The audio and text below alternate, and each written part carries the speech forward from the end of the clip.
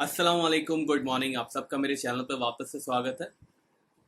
Gold prices ने कल $2000 के आसपास की क्लोजिंग दी।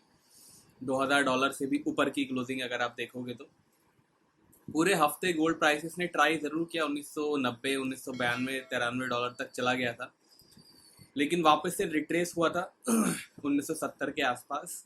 इनफैक्ट अगर आप कोर पीसी इंडेक्स का डेटा के टाइम भी देखोगे, जो कि कल था, हम लाइव स्ट्रीम कर रहे थे उस टाइम, तब तक भी गोल्ड $1980 के आसपास चल रहा था। गोल्ड प्राइसेस में आग तब लगी जब इसराइल ने अनाउंस किया कि वो लोग इंटरनेट कनेक्शन कट कर रहे हैं गाज़ा का, और उन्होंने ये भी बताया कि इसलिए इंटरनेट कनेक्शन कट किया जा रहा है कि अब हम ग्राउंड इन्वेजन के अगले स्टेप में पहुंच चुके हैं।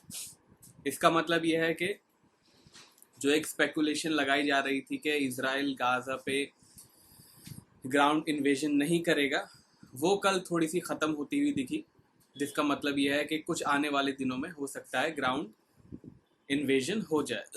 इट इज़ पॉसिबल कि हम वीकेंड पे ही देख लें, बट यस, जो एक स्पेकुलेशन आ रही थी कि अब कुछ ग्राउंड इन्वेजन नहीं होगा और अब सीज फायर की उम्मीद है, ऐसा नहीं हुआ। इनफैक्ट काफ़ी लोग ये भी मान के चल रहे थे कि दैट इज़ इट, अब वॉर आगे कुछ नहीं बढ़ेगी, कुछ और बॉम्बिंग होंगी और फाइनली शांति हो जाएगी। बट इसराइल ने कल ये बताया कि अभी फ़िलहाल it is not over. Gaza पे they are going for ground attack. बाकी अब ग्राउंड इन्वेजन जब होगा तो होगा, जिस दिन होगा उस दिन भी गोल्ड प्राइसेस को बढ़ने की उम्मीद है। बट यस, अगर आपको याद हो तो एक दो हफ्ते पहले भी ऐसी ही न्यूज़ आई थी और गोल्ड ने $1997 तक के हाइस बनाए थे और उसके बाद नीचे आया था। ये दूसरी बार ग्राउंड इन्वेजन की न्यूज़ आई है। इस बार उन्होंने इंटरनेट कट कर दिया है। इंटरनेट डिस्कनेक्ट उन्होंने इसलिए भी किया है कि आपस में ट्रूप्स बात ना कर सकें इंटरनेट के द्वारा।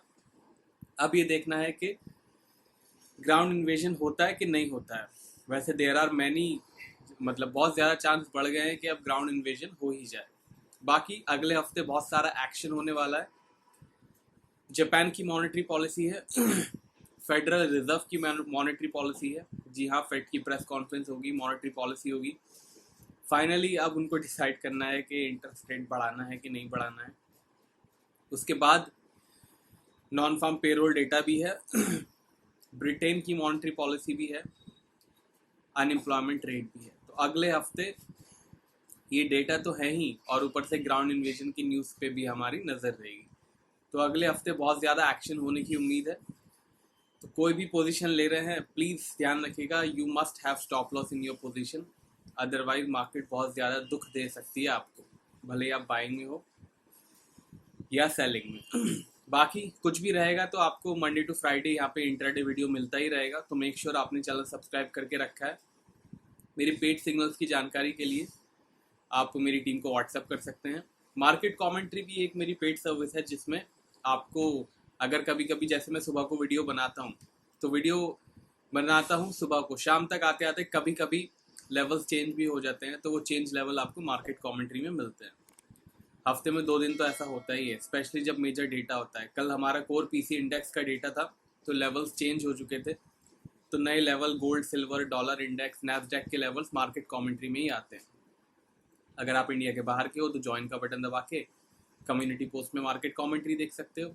इंडिया के अंदर ही हो तो हमारी टीम को व्हाट्सएप कर सकते हो, नंबर डिस्क्रिप्शन में। अब वीडियो पे चलते हैं। अगले हफ्ते देखते हैं क्या क्या मेजर एक्शन हो सकता है।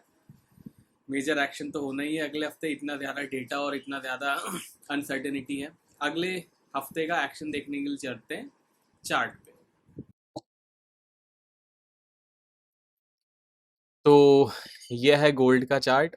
फाइनली $2006 के आसपास की ओपनिंग, कह रहा हूँ क्लोजिंग दी है। जब से 1810 से भागा है, तकरीबन $200 की छलांग लगा चुका है।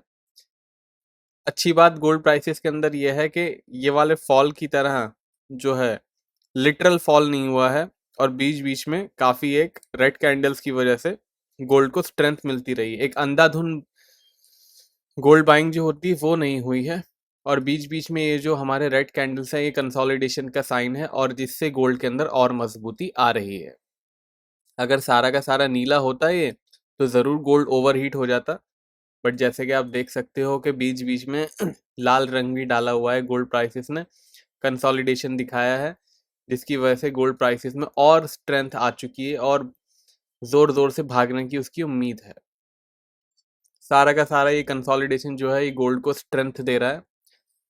अब ये देखने वाली बात है कि स्ट्रेंथ कितने दिन चलती है, बिकॉज सारा का सारा ये जो है स्पेशली ये वाला जो कैंडल है यहाँ से 1868 से जो गोल्ड भागा है ये सारा इनऑर्गेनिक गोल्ड प्राइसेस ने भाग लिया है। इनऑर्गेनिक मेरा मतलब है ये न्यूज़ वाली जो बात थी वो यहाँ से हुई है। अब यह है कि न्यूज़ पे ही मार्केट आजकल चल रहा है, इन्फ्लेशन नंबर्स बढ़ के आ रहे हैं, इतना ज़बरदस्त जीडीपी डेटा आ रहा है, कुछ फ़र्क गोल्ड प्राइसेस को नहीं पड़ रहा है। सारा का सारा फ़र्क मिडिल ईस्ट की न्यूज़ पे ही है। अब मिडिल ईस्ट की न्यूज़ भी इसलिए इम्पॉर्टेंट होती जा रही है बिकॉज सिर्फ इसराइल और गाज़ा वालों का ही प्रॉब्लम नहीं रहा है ये, यूएस भी इनडायरेक्टली इन्वॉल्व हो गया है। यूएस भी जो है कह रहा है कि अगर किसी ने उंगली करने की कोशिश करी तो सिंघम बन जाएगी। उसकी तरफ से चाइना ने भी अपने वॉरशिप भेजने शुरू किए हैं बोलने के लिए कि अगर ज़्यादा बड़ी बात तो they will have to participate. Russia ने भी यही बोला है। अब आप तो समझ ही गए होंगे कि अब इतनी बड़े बड़े पावर्स इन्वॉल्व होंगे तो फिर कितनी अनसर्टेनिटी होगी। अब वही अनसर्टेनिटी गोल्ड प्राइसेस को ड्राइव कर रही है, $2000 तक गोल्ड प्राइसेस जा चुका है। जिस तरीके से गोल्ड प्राइसेस बढ़ा है उस तरीके से सिल्वर नहीं बढ़ा है। सिल्वर के अंदर अभी सिल्वर की बात हम जब जाएंगे सिल्वर पे तब करेंगे। गोल्ड प्राइसेस में अनप्रेसिडेंट बाइंग इसीलिए दिखाई दे रही है बिकॉज ऑफ मिडिल ईस्ट की वॉर। अब कब वॉर खत्म होगी ये तो जो बाइडन को भी नहीं पता है। तो जब वॉर का कुछ सीज फायर निकलेगा या फिर कुछ एक पीस सोल्यूशन निकलेगा तभी गोल्ड में थोड़ी सी एक नरमी देखने को मिलेगी। या फिर एक कल कल कह रहा हूँ वेडनेसडे जब प्रेस कॉन्फ्रेंस होगी तब हो सकता है कुछ नरमी देखने को मिले अगर फेड बोले कि वो इंटरेस्ट रेट और बढ़ाना चाहते हैं। That is it.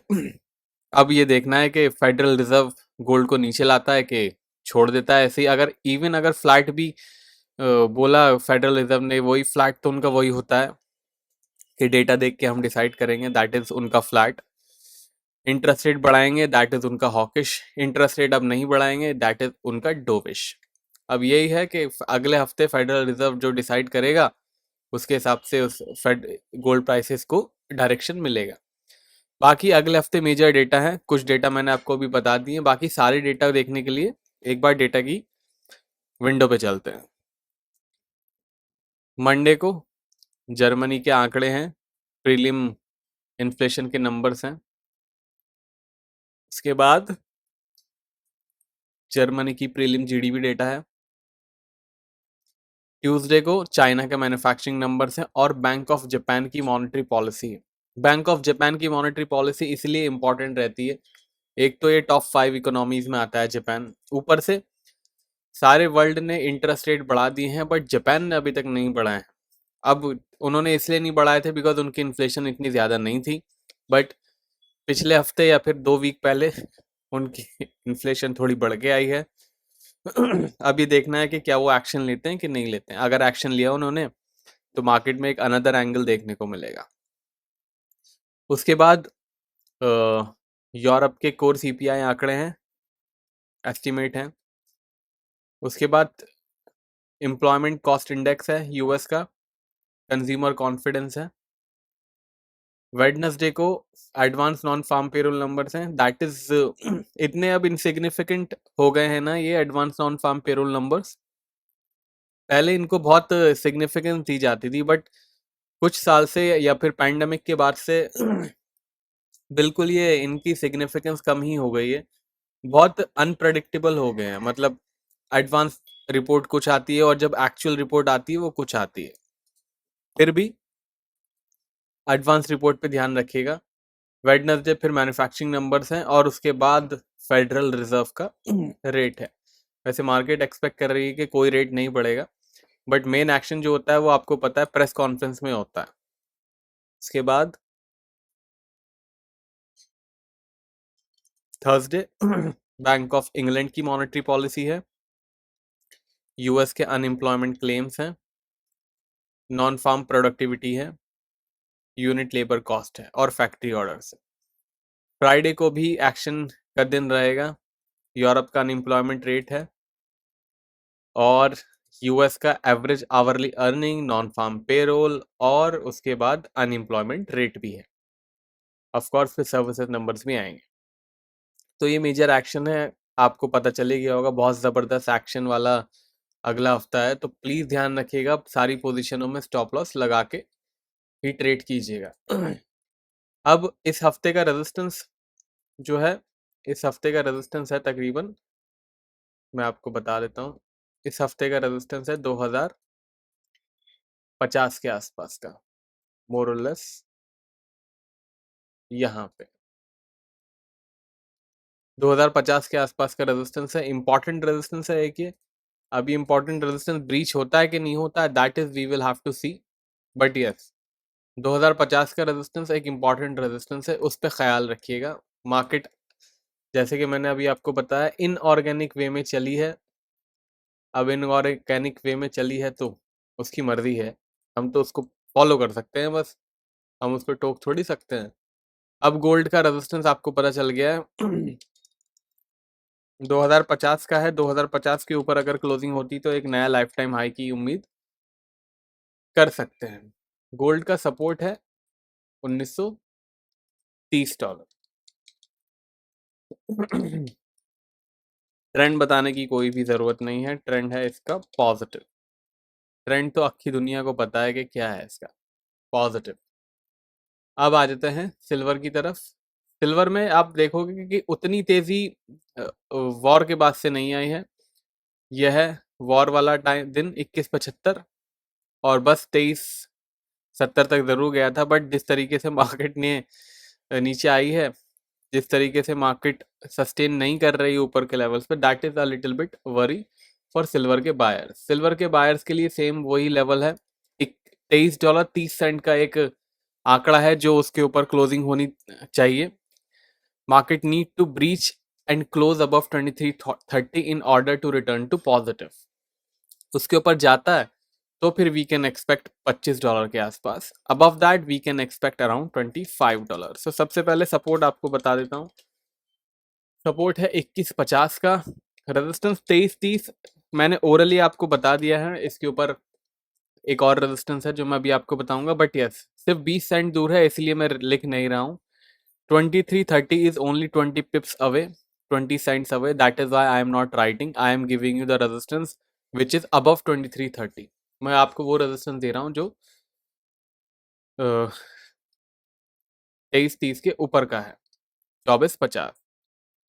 ट्रेंड इसका फ्लैट है, बट 2330 के ऊपर एक दो दिन क्लोज हो गया तो पॉजिटिव हो जाएगा। Currently the trend is flat, but if market breach and close above 2330 for couple of days then it will be in positive zone. Crude oil पे आते हैं। क्रूड ऑयल में भी एक रिकवरी देखने को मिली, $82 के आसपास से दो तीन बार बाउंस दे चुका है। It has bounce couple of times from $82। फिलहाल $85 के आसपास की क्लोजिंग हुई है। तो let's have a look at resistance and support. Support है आज का $80, आज का मतलब इस हफ्ते का। This week support at $80। If market close and breach this level then expect $75। इसके नीचे क्लोजिंग का मतलब है $75 तक जा सकता है। Resistance at 92.20। Closing above this में रिजल्ट अप टू 95 एंड $100। इसके ऊपर क्लोजिंग का मतलब है 95 और $100 तक जा सकता है। Trend will remain positive till it is holding above our support. Trend positive ही रहेगा जब तक हमारी सपोर्ट के ऊपर क्लोज हो रहा है। बाकी पेड सिग्नल्स की जानकारी और मार्केट कमेंट्री के लिए मेरी टीम को व्हाट्सएप किया जा सकता है, नंबर डिस्क्रिप्शन में है। लाइव डेटा और ब्रेकिंग न्यूज़ का अपडेट टेलीग्राम और ट्विटर पे आता है, दोनों का एड्रेस स्क्रीन पे है, लिंक डिस्क्रिप्शन में भी है। ध्यान रखिएगा मेरे नाम से टेलीग्राम पे बहुत ज़्यादा फेक चैनल्स भी है, तो जेन्युइन वाला ही ज्वाइन कीजिएगा। अब मिलेंगे मंडे को, तब तक के लिए टेक केयर, बाय बाय।